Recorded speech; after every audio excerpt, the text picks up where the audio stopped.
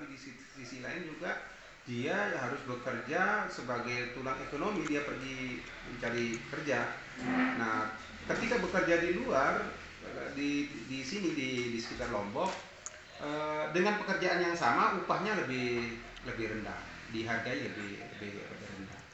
Nah, itu yang menjadi saya kira problem-problem yang berkaitan dengan ekonomi, sehingga perempuan termotivasi secara ekonomi untuk ke luar negeri. Nah, lalu apa masalah tantangan yang dihadapi? Tantangan yang dihadapi itu sebenarnya secara stigma sosial ya, stigma negatif dari sosial. Meskipun setelah tahun 2000 stigma ini saya lihat mengalami penurunan. Artinya sudah tidak terlalu menyakitkan lagi untuk perempuan. Tapi tetap saja dalam pandangan sosial itu, perempuan yang pergi ke luar negeri, khususnya ke Arab Saudi, itu dipandang sedikit lebih miring ya, agak tetap negatif. Kenapa?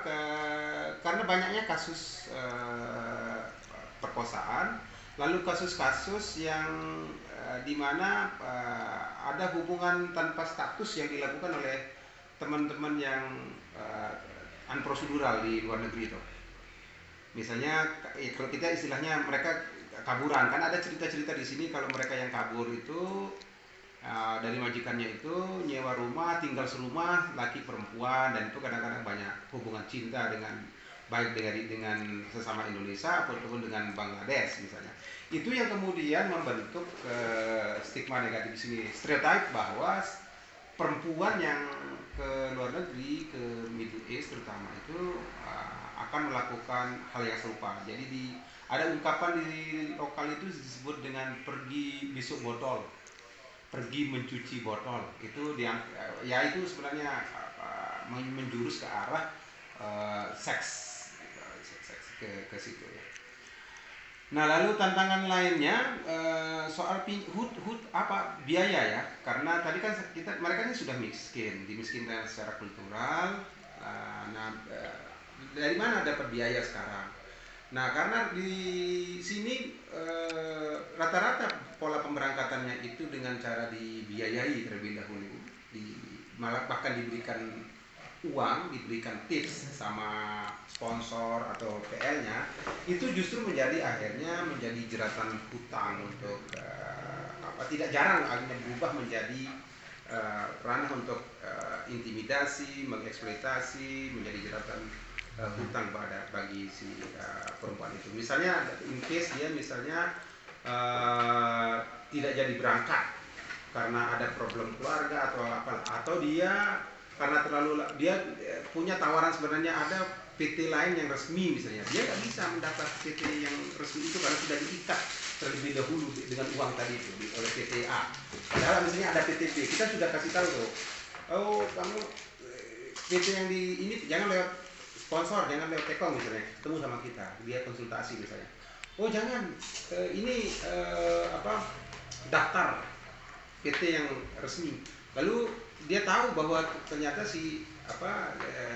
itu PT-nya nggak terdaftar, itu dia nggak bisa lakukan nggak punya pilihan untuk berubah ke arah PT ini. Karena apa? Dia sudah merasa, saya sudah terima uang dari si yang bersangkutan gitu.